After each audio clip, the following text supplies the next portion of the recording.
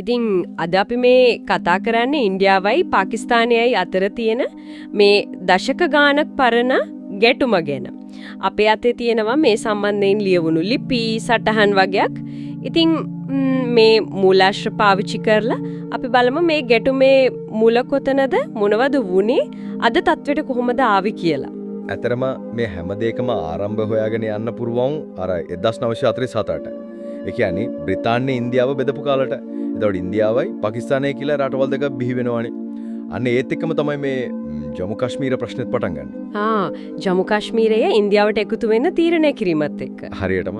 එතනින් තමයි පළවෙනි ඉන්දු පාකිස්තාන යුද්ධය ඇවිල්ලා එන්නේ 1944-48 කාලේ. අන්තිමේදී කාශ්මීරය දෙකට බෙදුණා. ඉන්දියානු පාලන ප්‍රදේශයයි පාකිස්තාන පාලන ප්‍රදේශයයි කියලා. එතකොට මට හිතෙන විදිහට මේ 1947 පටන් ගත්තු කතාවේ විශේෂයෙන්ම මේ කාශ්මීර අර්බුදය මේ තරම් කාලයක් ඇදීදී තියෙන්නේ ඇයි? ඒක නේද මේ මූලාශ්‍රත් වැඩියෙන් අවධාරණය කරන්නේ. ඒකනේ. ඒක තමයි මේ මුළු ගැටුමේම හරය වෙලා තියෙන්නේ. කාශ්මීරය කියන්නේ දෙරටටම හරිම වැදගත්. ජාතික අනන්‍යතාවය ආරක්ෂාව වගේ කාරණා එක්ක තදින් බැඳිලා තියෙනවා.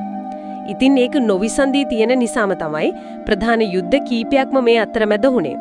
1965 යුද්ධය කියන්නේ ඒකට එක උදාහරණයක්. ඔව් 1965 මූලාශ්‍රවල තියෙනවා අර ඔපරේෂන් ජිබ්‍රෝල්ටර් කියලා පාකිස්තානයේ පටන් ගත්ත දෙයක් ගැන. ඒ කියන්නේ කාශ්මීරයේ ඇතුළෙම ප්‍රශ්න ඇති කරන්න හදපු එකක්ද? ඔව් සැලසුම වෙලා තියෙන්නේ කාශ්මීරයේ අභ්‍යන්තර කැරල්ලක් ඇති කරන්න. ඒත් සාර්ථක වුණේ නැහැ. එතකොට ඉන්දියාව ප්‍රතිප්‍රහාර එල්ල කළා පංජාබ් දේශ සීමාව පැත්තෙන්. පංජාබ් වලින්. ඔව් එතනින් ලොකු යුද පෙරමුණක් කැරියා.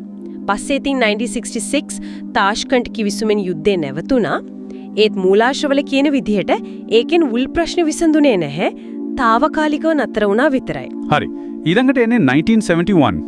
ඒක හැබැයි ටිකක් වෙනස් කතාවක් නේද? ඒක පටන් ගන්නේ නැගෙනහිර පාකිස්තානයේ ප්‍රශ්නකින්. ඒ කියන්නේ දැන් බංග්ලාදේශය. හරියටම හරි. ඒකෙදී ඉන්දියාව සෘජුවම මෙඩිහත් වුණා. ප්‍රතිඵලය තමයි බංග්ලාදේශයේ බිහිවීම.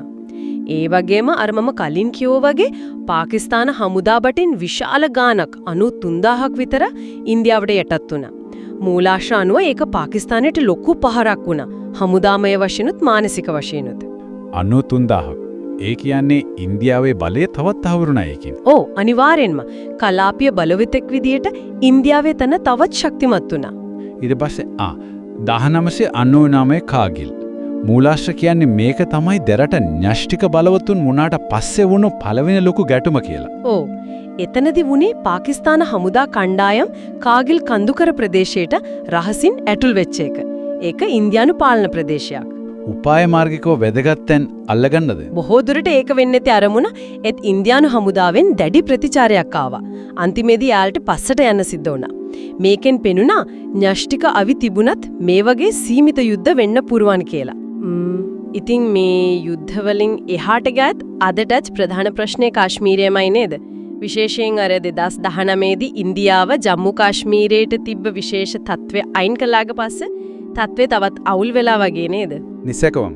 ඒක තත්ත්වය තවත් සංකීර්ණ කළා. ඉන්දියාව කියන්නේ ඒකේ යාළගේ අභ්‍යන්තර කාරණයක් කියලා. හැබැයි පාකිස්තානය ඒ වගේම කාශ්මීරයේ ඉන්න සමහරුත් ඒක දකින්නේ වෙනස් විදිහට. ජාත්‍යන්තරවත් මේකජ අවධානය යොමු වෙලා තිනෝ නේද? එක්සත් ජාතීන් තාමත් කාශ්මීරයේ සලකන්නේ විවාදාත්මක භූමියක් විදිහටලු. ඔව්. ඒ වගේම චීනයත් මේකට සම්බන්ධයි. චීනය කොහොමද? මූලාශ්‍රවල තියෙන විදිහට චීනය පාකිස්තානයට ගොඩක් උදව් කරනවා. ආර්ථිකවත් හමුදාමය වශයෙන්ුත්. අනිත් එක තමයි අර අක්සයි චින් ප්‍රදේශය. ඉන්දියාව කියනවා ඒක යාළගේ කියලා. ඒත් පාලනය කරන්නේ චීනය.